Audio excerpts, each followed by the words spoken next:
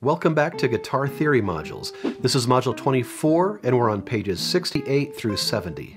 You learned how to invert chords in Module 14. In this module, you're going to learn how to invert intervals. To invert an interval, you take the lower note of the interval and raise it an octave, or you take the higher note of the interval and lower it one octave. When you invert intervals, you want to still keep them within the same octave, and that's why you raise the lower note or lower the upper note. A really simple way to remember the inversion for each interval is to remember the rule of 9. The numbers of the two intervals together will equal 9. For example, a second inverts to a seventh. 2 plus 7 equals 9. And if you invert a seventh, it becomes a second. And again, 7 plus 2 equals 9. So a second and a seventh are always inversions of each other, and it goes for these other intervals as well. A third and a sixth are always inversions of each other. Fourths and fifths are always inversions of each other. A major interval always inverts to a minor interval. So, say a major third would always invert to a minor sixth. Conversely, a minor interval always inverts to a major interval. So a minor third would invert to a major sixth. So when you're inverting, major becomes minor, minor becomes major. An augmented interval always inverts to a diminished interval. So an augmented fourth inverts to a diminished fifth. And that works the other way as well. A diminished interval always inverts to an augmented interval. So a diminished fifth inverts to an augmented fourth. And a perfect interval always inverts to another perfect interval. So a perfect fourth inverts to a perfect fifth and vice versa. So augmented inverts to diminished, diminished inverts to augmented, and perfect stays perfect. We're going to go over these interval inversions at the bottom of page 69 real quick, and notice that the numbers of the intervals always add up to 9. So if I take a minor second and raise the lower note an octave, it becomes a major seventh. If I take a major second, take that lower note and raise it an octave, it becomes a minor seventh. Minor third inverts to major sixth. Major third inverts to minor sixth. Perfect fourth inverts to perfect fifth. Perfect intervals always stay perfect.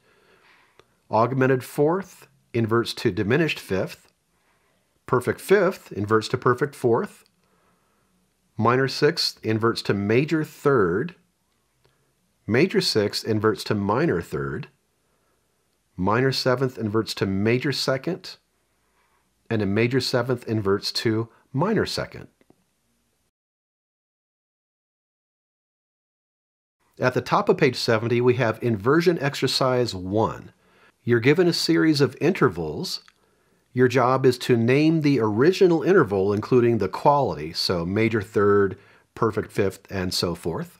Then invert the interval by moving the lower note up an octave or taking the upper note and moving it down an octave. Remember to keep those two notes within the same octave. After that, name the inverted interval, including the quality. So a major third would become a minor sixth, perfect fifth will become a perfect fourth. If you have guitar theory modules, you can write your answers right there in the book and check your work on page 219. Now you may choose to move a different note in your answer than I do, but the resulting interval should be the same. If you don't have a copy of guitar theory modules, you're going to need some manuscript paper to write on. I have some free manuscript paper you can download from my website, and I will leave a link for that in the description. Number 1, the original interval is a major third. I can invert that major third by taking the lower note, the F, raising it up an octave, and now I have a minor sixth. I could also have moved that A from the original interval down an octave, but the result would be the same. We would have an A going up to an F either way. Number 2, the original interval is perfect fourth. In this case, I took the upper note, the D, moved it down an octave, and now we have a perfect fifth. You may have chosen to move the A from that first interval up an octave, but the result would be the same, a D going up to an A, perfect fifth. Number 3, the original interval is an augmented fourth. In this case, I took the lower note, the E flat, raised it up an octave, inverting it to diminished fifth.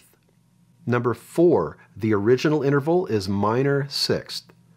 In my answer, I took the lower note, the D, raised it up an octave, and now we have a major third.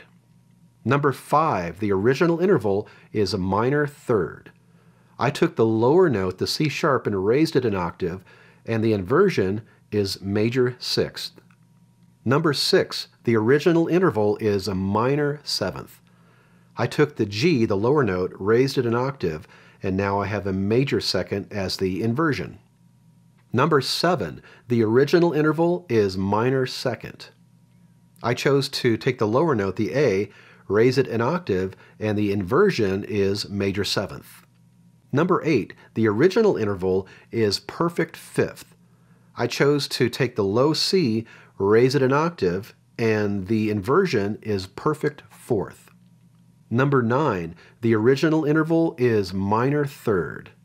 This time I chose to take the top note and lower it, and now I have a major sixth as my inversion. At the bottom of page 70, we have Inversion Exercise number 2. This time you're given a list of intervals, and your job is to write the name of the inverted interval in the blank space next to it. Remember that the interval numbers are going to add up to the number 9. Then minor becomes major, major becomes minor, augmented inverts to diminished, diminished inverts to augmented, and perfect stays perfect. If you have guitar theory modules, you can write your answers right there in the book and check your work on page 219. If you don't have guitar theory modules, you can write your answers on a piece of paper.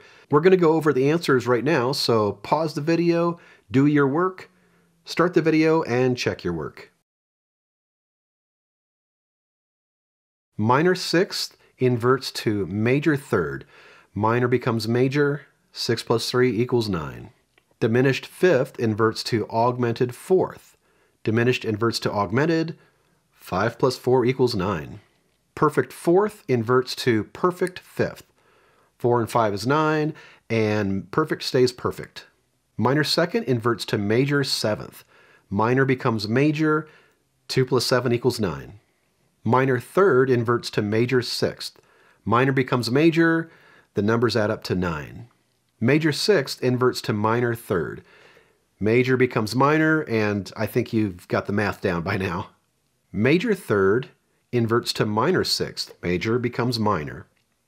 Augmented fourth inverts to diminished fifth. Augmented becomes diminished. Major seventh inverts to minor second. Major becomes minor. And a major second inverts to minor seventh. Major becomes minor. Your assignment for this module is to memorize those rules for inverting intervals.